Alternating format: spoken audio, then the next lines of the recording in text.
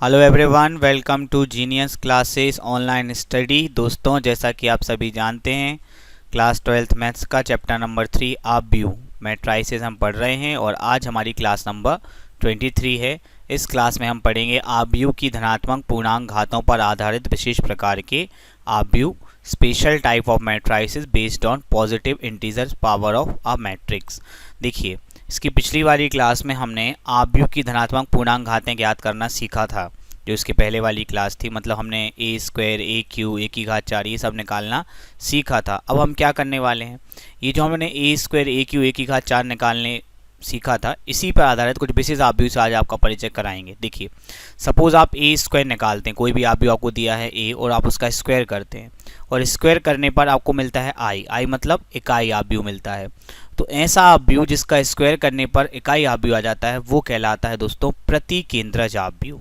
ठीक है, अब सपोज आप ए स्क्वायर करते हैं और ए स्क्वायर ए के बराबर आ जाता है। ए मतलब वही जो आव्यूह दिया था, मतलब किसी आव्यूह का स्क्वायर करने पर वो सेम टू सेम आ जाता है, तो ऐसा आव्यूह कहलाता है सम सम आव्यूह। ठीक है, और अब आखिरी चीज कि अगर ए स्क्वायर करने पे 0 मतलब शून्य आव्यूह आ जाता है, ठीक है, तो वो कहलाता है शून्य सम आव्यूह। ठीक है, तो एक बार देख लीजिए, ए स्क्वायर निकाला, आई आ गया तो कहलाएगा प्रतिकेंद्रज आव्यूह, ए आ गया तो कहलाएगा समसम आव्यूह और शून्य आ गया तो कहलाएगा शून्य सम आव्यूह। अब शून्य सम आव्यूह में ये बहुत जरूरी, देखो ये घात 2 का शून्य सम आव्यूह, ए स्क्वायर 0 आया तो घात 2 का शून्य सम आव्यूह।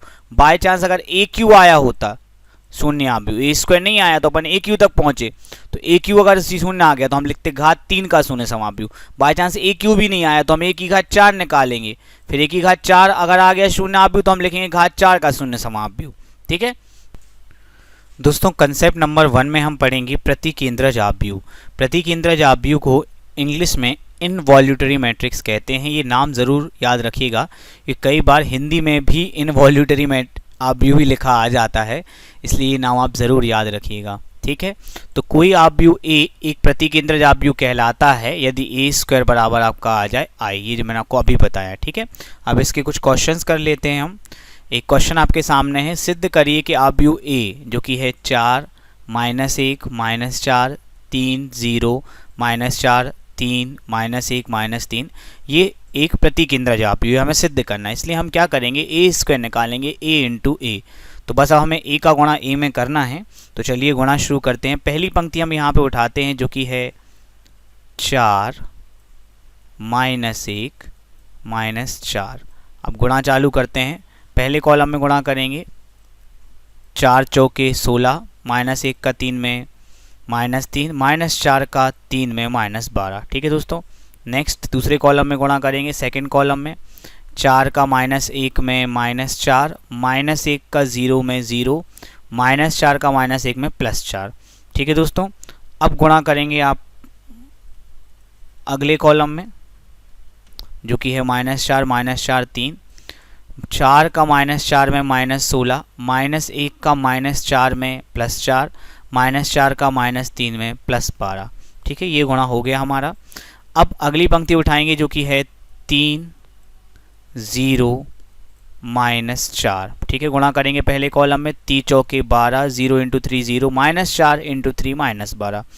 अगले कॉलम सेकंड कॉलम में गुणा करेंगे, ये कॉलम है -1 0 1 3 × -1 -3 0 × 0 0 -4 × -1 +4।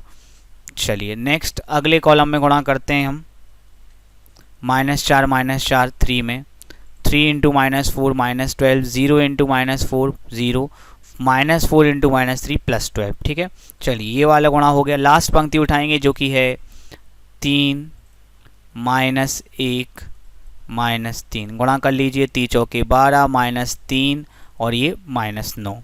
अगले कॉलम में -3 -1 × 0 0 -3 × -1 +3। आखिरी कॉलम में थर्ड कॉलम में -3 × -4 3 × 4 -12 -1 × -4 +4 -3 × -3 +9। ठीक है, चलिए अब इनको सरल करते हैं, ध्यान दीजिएगा। 16 में से 3 गए तो 13, फिर 12 गए तो 1। ठीक है, -4 +4 कैंसिल हो गए, 0 आ गया। 12 और 4 16 प्लस के और माइनस के कैंसिल हो गए, 0 आ गया। प्लस के 12 माइनस के 12 कैंसिल 0, 4 में से 3 गए 1 बचा, माइनस 12 प्लस 12 कैंसिल 0, 12 में से 3 गए तो 9 बचे और फिर 9 और गए तो 0, माइनस 3 प्लस 3 कैंसिल 0, 9 और 4 हो जाएंगे आपके 13, 13 में से 12 गए 1। अब अगर आप ध्यान दें तो ये देखिए मुख्य विकर्ण के अब 1 हैं, बाकी सारे अब 0 हैं, तो ए स्क्वायर बराबर आपका आ गया आई, जो कि है इकाई आव्यूह। तो सिद्ध होता है कि आव्यूह ए एक प्रतिकेंद्रज आव्यूह, यहाँ पे आप लिख लीजिएगा, अतः सिद्ध होता है कि आव्यूह ए एक प्रतिकेंद्रज आव्यूह। ठीक है, अब एक सवाल जो आपको घर से करना है, इसमें आपको आव्यूह ए दिया है -5 -8 0 3 5 0 1 2 -1 और सिद्ध करना है कि ये प्रतिकेंद्रज आव्यूह। तो वही आप ए स्क्वायर निकालिए और वो आ जाएगा आपका इकाई आव्यूह आई के बराबर, तो ये सिद्ध हो जाएगा कि ये प्रतिकेंद्रज आव्यूह है। अब दोस्तों हम प्रतिकेंद्रज आव्यूह से संबंधित कुछ बहुविकल्पीय प्रश्न करेंगे, ध्यान दीजिएगा। देखिए यहाँ पर लिखा है कि यदि आव्यूह ए एक प्रतिकेंद्रज आव्यूह है तो a⁻28 क्या होगा। तो सबसे पहले हम यहाँ पर लिखेंगे कि दिया है कि आव्यूह ए एक प्रतिकेंद्रज आव्यूह है, अतः ए स्क्वायर बराबर आपका आई हो जाएगा। ये तो बहुत सिंपल सी बात है। अब हमें निकालना है a⁻28। ठीक है, इसको हम लिखेंगे दोस्तों ए स्क्वायर की घात 14, 14 दूनी 28 हो जाएगा। ठीक है, तो बात वही हुई। ऐसा क्यों किया हमने, क्योंकि दोस्तों हमारे पास ए स्क्वायर का मान है। ठीक है, इसलिए हमने 28 को 2 और उसके ऊपर 14 की घात, घात पे घात घातों गुणा वाला कंसेप्ट बता ही दिया था। ठीक है, तो अब ए स्क्वायर का मान रख देंगे, क्या आ जाएगा आई, और अब आई की घात हो गई 14। ठीक है, अब आप सभी जानते हैं इकाई आव्यूह और एक पर कितनी घात चढ़ाओ एक ही आता है। इसी प्रकार से इकाई आव्यूह पर कितने की भी घात चढ़ाओ इकाई आव्यूह ही आता है। तो फिर दोस्तों आई की घात 14 अपना आ जाएगा आई, और इसका सही जवाब हो जाएगा ऑप्शन बी आई। ठीक है, अगले क्वेश्चन पे गौर कीजिएगा। दिया वही है कि ए जो हमारा है वो प्रतिकेंद्रज आव्यूह है, बस और पूछा है ए की घात 100, e⁻100 हमसे पूछा है। चलिए देखते हैं। सबसे पहले हम लिखेंगे कि आव्यूह ए एक प्रतिकेंद्रज आव्यूह मतलब ए स्क्वायर आई होगा। अब e⁻100, जैसे 28 को यहाँ लिखा था 14 दूनी 28, वैसे 100 में अगर आप 2 का भाग देंगे तो 50 आएगा, तो हम इसको लिखेंगे ए स्क्वायर की घात 50। ठीक है, फिर ए स्क्वायर का मान आई रख देंगे तो आई की घात 50 हो जाएगा, और आई पर कितने की घात चढ़ाओ वही का वही आता है, तो इसका आंसर भी आई आ जाएगा। सबको समझ में आया दोस्तों। यहाँ पर दोनों घातें 28 और 100 सम घातें हैं। अब हम आगे बढ़ते हैं अगले क्वेश्चन पर, जो कि है क्वेश्चन नंबर 5। इसमें हमें निकालना है a⁻27, जो कि एक विषम घात है। समघात में 2 का भाग चला जाता है, विषम घात में नहीं जाता है। तो देखिए क्या नई स्ट्रेटजी हम अपनाएंगे। सबसे पहले हम दिया है वही लिखेंगे, आव्यूह ए एक प्रतिकेंद्रज आव्यूह है, अतः ए स्क्वायर बराबर आई। तो ए की घात 27 बराबर, तो 2 का भाग दे नहीं पाएंगे, इसलिए की घात 27 को हम लिखेंगे ए की घात 26 इंटू ए। तो जब भी आपको विषम घात आए तो आपको ये करना है कि एक ए को अलग कर लेना है। ओके, जैसे यहाँ पे 28 था तो 2 का भाग सीधा जा रहा, 27 में नहीं जा रहा, तो आपने लिखा ए की घात 26 इंटू ए। 26 और एक आधार समान तो घातें जुड़ जाएंगी, तो बात 27 ही हुई। पर इससे हमें फायदा ये हो जाएगा कि हम 26 में 2 का भाग दे पाएंगे। तो ये एक ए अलग से इसको रहने दो। अब 26 को लिखो ए स्क्वायर की घात 13, 13 दूनी 26, और ये इंटू ए अलग से है, कोई बात नहीं। फिर ए स्क्वायर का मान क्या रखने वाले हैं हम आई, तो ये आई की घात 13 इंटू ए। अब मैंने बताया कि आई पर तो कितनी घात चढ़ाओ इकाई आव्यूह ही आता है, तो आई की घात 13 की जगह हम सिंपली आई लिख लेंगे। तो ये हो गया आई इंटू ए। किसी भी आव्यूह में इकाई आव्यूह गुणा करने पर वही आव्यूह आता है, तो ए इंटू आई या ए कम ए करके आप यहाँ पे लिख दीजिए, तो इसका सही जवाब आ गया ए। बढ़िया क्वेश्चन है, अब गौर कीजिएगा। अगले में निकालना ए की घात 49, दिया वही है कि आव्यूह ए प्रतिकेंद्रज आव्यूह मतलब ए स्क्वायर बराबर आई होगा। 49 विषम है, तो इसको क्या लिखेंगे दोस्तों 48 और 1, 48 से 49 हो जाएंगे। 48 में 2 का भाग दोगे तो 24 आएगा, तो ए स्क्वायर की घात 24 इंटू ए। फिर वही ए स्क्वायर का मान क्या है आई, तो ए स्क्वायर की घात 24 मतलब आई की घात 24। आई पे कितनी घात लगाओ आई ही आएगा, तो आई की घात 24 आई और इंटू में ए है, तो i इंटू ए बराबर हो गया a। तो इसका सही जवाब आया a। अब दोस्तों अगर आप गौर करें कि समघात वाले जो क्वेश्चन हैं 28, 100, इन सब के आंसर आ रहे हैं i, और विषम घात वाले सबके आंसर आ रहा है a। इतना तो आप भी समझ गए होंगे कि विषम घात वालों में a क्यों आ रहा है, बिकॉज एक a अलग से आ जाता है, एक्स्ट्रा ए हो जाता है, बाकी यहाँ हो नहीं पाता है। तो हम एक कंसेप्ट ही बना लेते हैं, एक ट्रिक ही बना लेते हैं भाई, कि यदि आव्यूह ए प्रतिकेंद्रज आव्यूह है तो ए की घात सम पूर्णांक आएगा आपका आई, और ए की घात विषम पूर्णांक आपका आएगा ए। ये ट्रिक आपकी होगी तो आपको ऑब्जेक्ट सॉल्व नहीं करना पड़ेगा, लेकिन आपको ये चारों सवाल अपने नोट्स में करने हैं। असाइनमेंट में आपको भेजने वाला हूँ अपनी एप्लीकेशन पे। ठीक है दोस्तों, तो जाते जाते मुझे एक बार थोड़ा रिवीजन हो जाए कि ए की घात 13 विषम है, आंसर आ गया सीधा ए। ए की घात 24 सम है, आंसर सीधा आ गया आई। लेकिन ये सब कब, जब आव्यूह ए एक प्रतिकेंद्रज आव्यूह है। तो आशा करता हूँ आपको ये ट्रिक और ये कंसेप्ट समझ में आ गया होगा। पहले चारों सवाल करना, फिर ये ट्रिक लिखना, ठीक है दोस्तों। कंसेप्ट नंबर 2 में हम पढ़ रहे हैं सम सम आव्यूह, इंग्लिश में बोलते हैं आइडेम्पोडेंट मैट्रिक्स। तो कोई आव्यूह ए समसम आव्यूह कहलाता है यदि ए स्क्वायर किसके बराबर आ जाए, ए के बराबर, मतलब किसी आव्यूह का स्क्वायर करें और वही का वही आव्यूह फिर से आ जाए, तो ऐसा आव्यूह कहलाता है सम सम आव्यूह, ठीक है। तो यहाँ पर आप कई लोगों को लग रहा होगा ऐसा कैसे हो सकता है कि ए स्क्वायर करने पर ए ही आ जाए। तो आव्यूह में सब कुछ संभव है, संख्याओं गलत नहीं चल रही, आव्यूह गलत चल रही। देखिए क्वेश्चन पे गौर कीजिएगा, यहाँ पर आपको एक आव्यूह दिया है ए, 2 -2 -4 -1 3 4 1 -2 -3, और आपको सिद्ध करना है कि ये समसम आव्यूह है। इसके लिए हम ए स्क्वायर निकालेंगे, ए इंटू ए, ठीक है। तो हम गुणा कर लेते हैं। पहली पंक्ति है आपकी 2 -2 -4, चलिए गुणा चालू करते हैं। 2 दूनी 4, -2 का -1 में +2 और -4 का 1 में -4, ठीक है गुणा। अगला 2 का -2 में -4, -2 इंटू 3 -6 -4 इंटू -2 +8, ओके। अगली पंक्ति में गुणा 2 चौके 8 माइनस के हो गए, -2 इंटू 4 -8 और -4 इंटू -3 +12। चलिए तो पहली पंक्ति गुणा यहाँ हो गया। अगली पंक्ति उठा लेते हैं जो कि है -1 3 4, इसका गुणा करेंगे 2 -2 -3 4 एकम 4 प्लस के 4 हो गए, -1 का -2 में +2 3 त्रिका 9 4 का -2 में -8।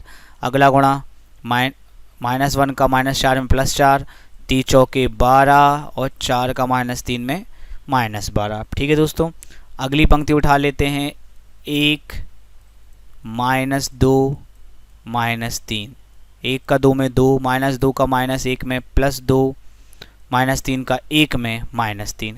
अगला गुणा करते हैं, पंक्ति यहाँ पर वही रहेगी 1 -2 -3, 1 का -2 में -2 -2 का 3 में -6 -3 का -2 में +6, 1 का -4 है -4 -2 का 4 में -8 -3 का -3 में +9। अब इसको सरल करते देखिए, +4 -4 कैंसिल हो गए, 2 आ गया, 8 में से 6 गए 2 बचे, फिर 4 गए तो -2, ठीक है।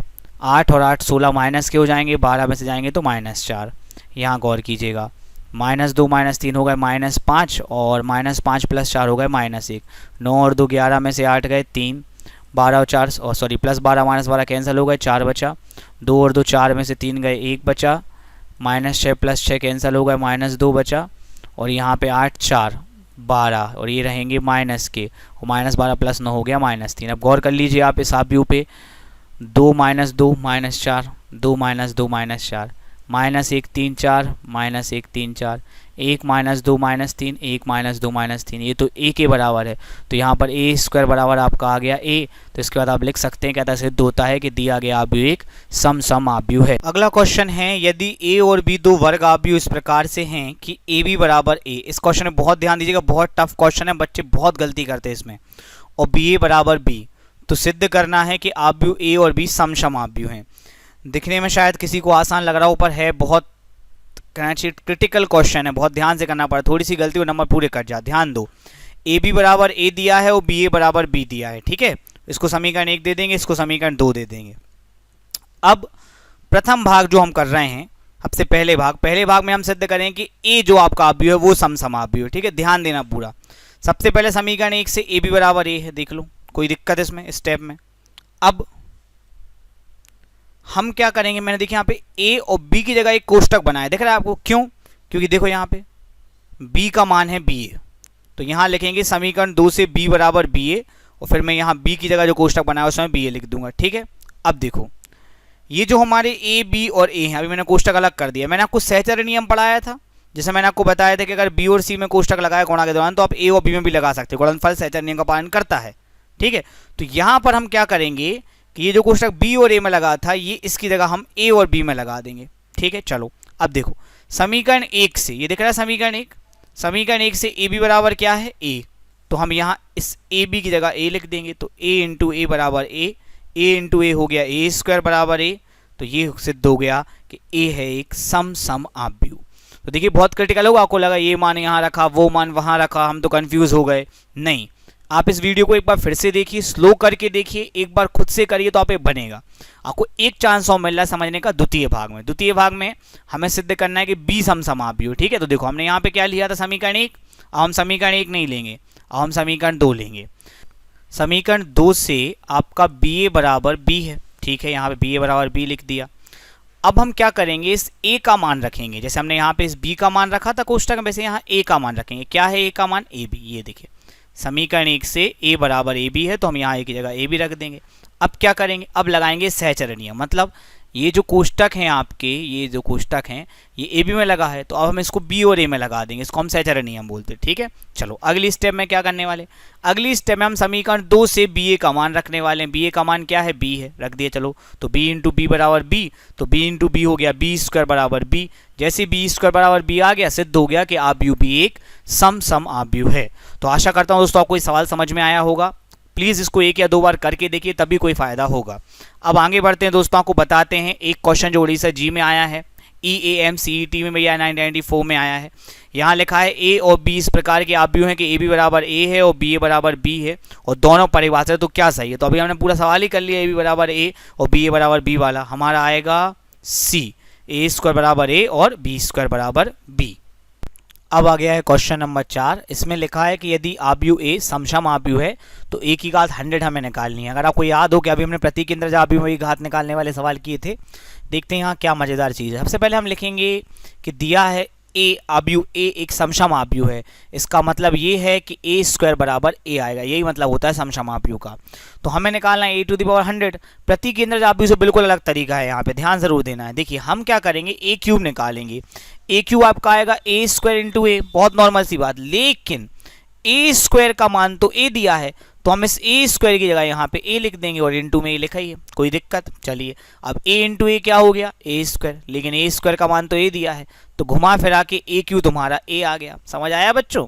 देखो अब निकालेंगे ए की घात 4, क्या आता है ए क्यूब इंटू ए, पर ए क्यू का मान तो हमने अभी निकाला, क्या आया ए, तो फिर हम इस ए क्यू की जगह हमने यहाँ लिख दिया ए और इंटू में ए है ही, तो ए इंटू ए हो गया ए स्क्वायर और फिर ए स्क्वायर बराबर तो ए है ही। लो भाई फिर ए आ गया, तो ए की घात 3 भी ए आया और ए की घात 4। अब ए की घात 5 निकालते हैं, ए की घात 4 इंटू ए।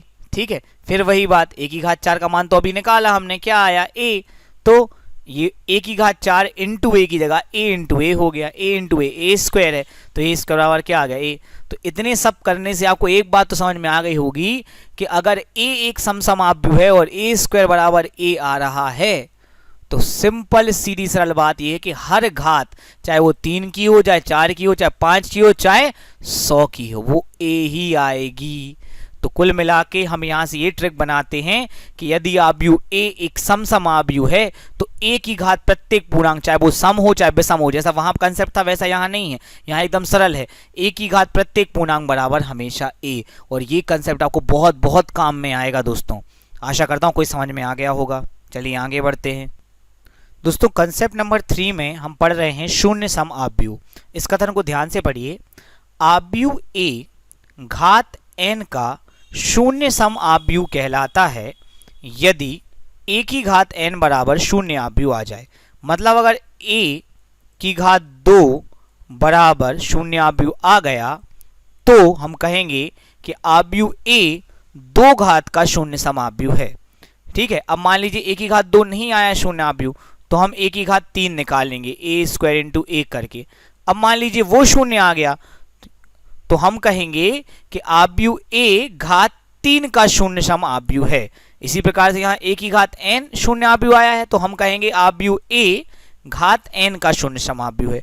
इंग्लिश नाम बिल्कुल मत भूलें, निलपोलेंट मैट्रिक्स। ठीक है, कई बार हिंदी नाम लिखा ही नहीं आता, हिंदी में भी निलपोलेंट आव्यूह लिखा आ जाता है, तो इसलिए आपको इंग्लिश नाम हमेशा याद रखना है। ठीक है, एक सवाल करते हैं, सवाल इसके करने जरूरी है, तभी आपको थोड़ा अंडरस्टैंड हो गई ये कंसेप्ट। ठीक है, ध्यान दीजिएगा।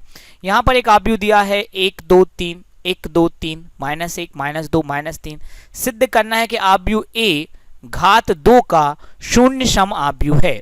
तो इसके लिए हम क्या करेंगे दोस्तों, हम ए स्क्वायर निकालेंगे। ए स्क्वायर कैसे निकलता, ए इंटू ए करके। तो मैंने यहाँ पे ए लिख लिया है 2 बार। पहली पंक्ति में यहाँ पे उठा रहा हूँ जो कि है 1 2 3। अब दोस्तों मैं इसका गुणा करूंगा, ध्यान दीजिएगा। 1 इंटू 1 1, 2 इंटू 1 +2, 3 इंटू -1 -3। ओके, अब गुणा होगा दूसरे कॉलम में 1 इंटू 2 2, 2 दूनी 4 और 3 इंटू -2 आपका आ गया -6। अब होगा अगले कॉलम में गुणा, तीसरे कॉलम में गुणा 1 इंटू 3 3, 2 इंटू 3 2 3 6, 3 इंटू -3 -9। ठीक है दोस्तों, ये गुणा हो गया। अब गजब की बात क्या है कि अगली पंक्ति जो है वो भी आपकी 1 2 3 है, तो हम इसको फिर से नहीं करेंगे बिकॉज सेम ही पंक्ति 1 2 3। तो इसी पहली पंक्ति जो अपनी आई थी उसको अपन ज्यों का त्यों लिख देंगे। देखिए मैंने ज्यों का त्यों लिख दिया है। चलिए अगली पंक्ति जो आपकी है वो है आपकी -1 -2 -3, -1 -2 -3। बस गुणा यही होगा, चिन्ह बदल जाएंगे। -1 का 1 में -1, -2 का 1 में -2 और -3 इंटू 1 -1 +3। देखिए आप, 1 माइनस का हो गया, 2 माइनस का हो गया और 3 माइनस का, प्लस का चिन्ह बदल गए। तो अपन इसको भी फटाफट कर लो, -2 -4 +6 -3 -6 +9। बाकी अब गुणा करना तो आता ही है। अब थोड़ा सॉल्व कर लेते हैं दोस्तों। 2 और 1 3, ठीक है, +3 -3 0 हो गया दोस्तों। 4 और 2 6, +6 -6 0, 6 और 3 9 में से 9 गए 0। ये देखिए, फिर अगली पंक्ति भी 0 0। यहां देख लीजिए -1 -2 हो गया -3। ओके, और -3 + 3 कैंसिल हो गया तो 0 आ गया। ऐसे -2 -4 हो गया -6, -6 + 6 कैंसिल हो गया तो 0 हो गया। ऐसे यहाँ -3 -6 -9 हो गया, +9 -9 + 9 आपका 0 हो गया। तो a² हमारा तृतीय कोटि का एक ऐसा अवयव आ गया जिसका प्रत्येक अवयव देख लीजिए आप 0 है। ठीक है, इसी को हम बोलते हैं दोस्तों शून्य अवयव। इसे हम O से प्रदर्शित करते हैं। तो a² बराबर शून्य अवयव आ गया, तो हम लिख सकते हैं कि अतः सिद्ध होता है कि अवयव a घात 2 का शून्य सम अवयव है। ठीक है, अगले क्वेश्चन पे चलते हैं। देखिए ये क्वेश्चन एमपी बोर्ड 1999 में आया है और यहाँ पर अवयव दिया है ab b² -a² -ab। सिद्ध करना है कि घात 2 का शून्य सम अवयव है। कई बार सिद्ध करने आता है और कई बार कहते हैं पता करो कितनी घात का, और कोई दिक्कत नहीं है। तो दोस्तों यहाँ पर a² बराबर a इंटू ए। ठीक है, तो a इंटू ए। अब हम गुणा चालू करते हैं। पहली पंक्ति हमारी देख लेते हैं। पहली पंक्ति हमारी ab b² उठा के यहाँ रख देंगे। ठीक है, ab b² ये मैंने यहाँ उठा के यहाँ रख दिया। पहले कॉलम में गुणा करेंगे। सबसे पहले ab का गुणा ab में, a² b² और b² का -a² में, तो भी -a² b²। ठीक है दोस्तों, अब गुणा करेंगे हम दूसरे कॉलम में ab का b² में ab3, b² का -ab में -ab3। ठीक है दोस्तों, अब हम उठा लेते हैं हमारी दूसरी पंक्ति। हमारी दूसरी पंक्ति है -a² -ab। यहाँ लिख देंगे -a² -ab। पहले कॉलम में गुणा करते हैं -a² का ab में, तो a इंटू a² a³ हो जाएगा, तो -a³b। ठीक है, यहाँ पे देखो -ab का -a² में minus into minus plus a into a² a³, तो ये आ गया +a³b। ठीक है, चलो अब गुणा करेंगे सेकंड कॉलम में। ये रहा सेकंड कॉलम, -a² का b² में -a² b²। यहाँ पे ab है, यहाँ ab है, माइनस माइनस प्लस हो जाएगा तो +a² b²। अब इसको सरल कर लेते हैं दोस्तों हम। a² b² प्लस के माइनस के कैंसल, ab³ प्लस के माइनस के कैंसल, 0 आ गया। a³ माइनस a³ प्लस 0, वो तो 0 भाई। a² b² plus minus cancel 0। तो a² एक ऐसा अवयव आ गया जिसका प्रत्येक अवयव शून्य है। इसी को हम कहते हैं शून्य अवयव और इसे हम O से प्रदर्शित करते हैं। तो चूंकि a² बराबर हमारा शून्य अवयव आ गया है, अतः हम लिख सकते हैं कि अतः सिद्ध होता है कि अवयव a घात 2 का शून्य सम अवयव है। अब एक नया सवाल करेंगे जिससे शून्य सम अवयव को लेकर जो आपकी अंडरस्टैंडिंग है वो थोड़ी ज़्यादा डेवलप होगी। इस सवाल में आपको सिद्ध करना है कि जो आपका अवयव a है वो घात 3 का शून्य सम अवयव है। तो हर बार घात 2 का कर रहे हैं, इस बार घात 3 करेंगे, थोड़ी अंडरस्टैंडिंग बढ़ेगी। तो पहले तो हमें a² निकालना पड़ेगा, बिकॉज a² निकाले बिना a³ नहीं निकलेगा। तो a इंटू ए हम कर देंगे, 2 बार गुणा करना। गुणा हम कई बार कर चुके हैं, आप इसको करिएगा अच्छे से।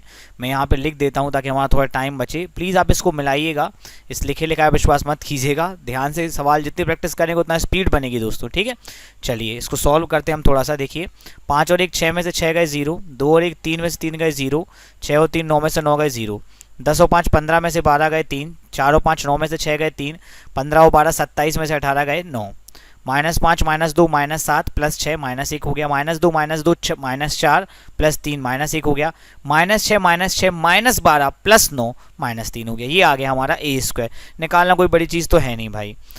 अब हम आ जाते हैं ए क्यू पर, ए स्क्वायर इंटू ए स्क्वायर ये अभी हमने निकाला 0 0 0 वाला, ये हमने पूरा यहाँ पे लिख दिया है।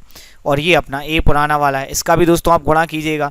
गुणा करने से ज़्यादा टाइम जाता है, मैं यहाँ पे वीडियो लंबा नहीं करना चाहता इसलिए गुणा डायरेक्ट लिख रहा हूँ, आप ज़रूर कीजिएगा। और सिखा दिया, इतना बहुत समय हो गया है, अब कोई दिक्कत नहीं चाहिए। देखिए पहली पंक्ति में तो सबको 0 0 ही है, तो 0 0 0 लिख देते हैं। इसके बाद ध्यान देते हैं 15 और 3 18 में से 18 गए 0, 6 और 3 9 में से 9 गए 0, 18 9 27 27 गए 0, -5 -1 -6 +6 0, -1 -2 हो गए -3, -3 +3 हो गए 0, -3 -6 -9 -9 +9 हो गए 0। ये देखिए ए क्यू जो है वो हमारा शून्य आव्यूह आ चुका है, तो हम लिख देंगे। अतः सिद्ध होता है कि आव्यूह ए घात 3 का शून्य सम आव्यूह है। क्वेश्चन नंबर 4 दोस्तों एक ऑब्जेक्टिव है, जिसमें इन्होंने एक आव्यूह दिया है, पूछा है कि किस कोटि का शून्य सम आव्यूह। इस बात पे गौर कीजिएगा, किस कोटि का, मतलब हमें नहीं पता भाई, हो सकता है ए स्क्वायर ही शून्य आ जाए, वरना 3 4 6 तक है। तो ये जो क्वेश्चन है ये करने में कई डर लगता है, पर स्टार्ट तो करना ही चाहिए कम से कम। हो सकता है ए स्क्वायर में आ जाए, ए क्यू में ही आ जाए, जितना भी है करेंगे। चलिए, तो ए स्क्वायर बराबर ए इंटू ए, गुणा हम कर लेते हैं। गुणा करने में ज़्यादा टाइम वेस्ट नहीं करेंगे, आप लोग गुणा कीजिएगा, मैं यहाँ पे लिख देता हूँ, ठीक है। क्योंकि इसमें सबसे ज़्यादा टाइम ज़्यादा, पंक्ति लो स्तंभ लो। बाकी अगर आप पढ़ रहे हैं तो स्पीड आपकी आ गई होगी अभी तक। 3 और 1 4 में से 4 गए 0, -3 -9 -12 +12 0, -4 -12 -16 +16 हो गए 0। ये देखिए -1 -3 -4 और ये +4 0, 3 और 9 12 में से 12 गए 0, 12 4 16 में 16 गए 0, कितना ईजी है। और ये वही है पहली पंक्ति, 1 + 3 4 -4 0, 12 में से -3 -9 गए फिर 0, फिर -4 -12 हो गए -16 और -16 + 16 0। तो ये किस्मत से हमारा ए स्क्वायर ही शून्य आव्यूह आ गया है। तो हम कह सकते हैं कि आव्यूह ए जो है वो घात 2 का शून्य सम आव्यूह है, तो इसका सही जवाब हो जाएगा 2। बाय चांस अगर नहीं आता है ए स्क्वायर में तो ए क्यू निकालते कि घात 4 निकालते, किस्मत है कि 2 में ही आ गया, 2 या 3 में आ ही जाता है नॉर्मली। चलिए अब आखिरी सवाल पे चलते हैं। तो जो हमारा क्वेश्चन नंबर 5 है ये हमारा MPPT 1992 में आया हुआ है। यहाँ पर आपको एक आव्यूह दिया है a बराबर लैम्डा 1 -1 - लैम्डा, और लैम्डा के किस मान के लिए ए स्क्वायर बराबर शून्य आव्यूह होगा, ये आपसे पूछा है। मतलब कुल मिला के ए स्क्वायर बराबर 0 हमें करना है और सॉल्व करके लैम्डा का मान निकालना। तो ए स्क्वायर वही a इंटू ए बराबर शून्य आव्यूह, ये आपने a लिख दिया 2 बार बराबर 0। उठा लेते हैं पहली पंक्ति है लैम्डा 1, गुणा करते हैं दोस्तों पहली पर lambda into lambda, lambda square 1 into -1 -1, lambda into 1 lambda 1 into -lambda, ये पहली पंक्ति गुणा हो गई। अगली पंक्ति उठा लेते हैं -1 लैम्डा, -1 का लैम्डा में लैम्डा का -1 में प्लस लैम्डा, -1 का 1 में -1 लैम्डा का लैम्डा प्लस लैम्डा स्क्वायर बराबर शून्य आव्यूह। तो बेटा ये तो लैम्डा स्क्वायर -1 लिखा है, तो लैम्डा प्लस माइनस के कैंसिल हो गए, 0 आ गया, यहाँ भी कैंसिल हो गया, यहाँ 0 आ गया, और ये -1 प्लस लैम्डा स्क्वायर, ये दोनों एक ही एक प्रकार से, बस क्रम चेंज है। अब शून्य आव्यूह को दोस्तों हम 0 0 0 लिख दें, क्यों, ताकि हम इसकी तुलना कर सकें। हमने आव्यूह की समानता पढ़ी है तो हम यहाँ लिखेंगे, चूंकि ये आव्यूह समान है इसलिए इनके संगत अवयव भी समान होंगे। मतलब कोई भी अवयव ले लो आप, देखो आप यहाँ पे ये 0 यहाँ है तो यहाँ भी 0 है, तो हम कौन सा अवयव लेंगे, हम पहला अवयव ले रहे हैं, सिंपल लैम्डा स्क्वायर -1। तो ये किसके बराबर होगा, लैम्डा स्क्वायर -1 इस पहले अवयव के 0 के बराबर, -1 उस तरफ गए तो प्लस के हो गए, तो लैम्डा स्क्वायर बराबर आ गया 1, तो लैम्डा बराबर √1। अब यहीं से कन्फ्यूजन स्टार्ट होता है, लोग कहते हैं एक का वर्गमूल क्या होता है सर, एक होता है 1 × 1। तो या तो भाई तुमने क्लास 11 ध्यान से पढ़ी नहीं है, ऐसी लोकल पढ़ी है, मैं मान रहा हूँ कि 1 × 1 1 होता है, इसका मतलब एक का वर्गमूल 1 होता है, लेकिन भैया -1 × -1 भी तो 1 ही होता है, तो एक का वर्गमूल प्लस का 1 भी होता है और माइनस का 1 भी होता है। 10th वाले बच्चों को भी पता, तो ध्यान रखना कि एक का वर्गमूल आएगा +-1, तो कहीं बी या सी अकेला ना लगा देना, नंबर नहीं मिलेंगे। सही जवाब है इसका डी। ठीक है दोस्तों, तो अब आशा करता हूँ आपको आज की क्लास बहुत अच्छी लगी होगी, तो जल्दी से इस वीडियो को लाइक कर दो, अपने दोस्तों का शेयर कर दो। बस यही कहना चाहता हूँ कि अपना जितना आप प्यार हमें देंगे, जितना हमारे वीडियो को शेयर करेंगे, हम आपको लेते अच्छी क्लास लाते रहेंगे। ठीक है, आपने इतना सारा समय दिया, आप सभी का बहुत बहुत धन्यवाद। मिलते हैं आपसे अगली क्लास में। Thank you.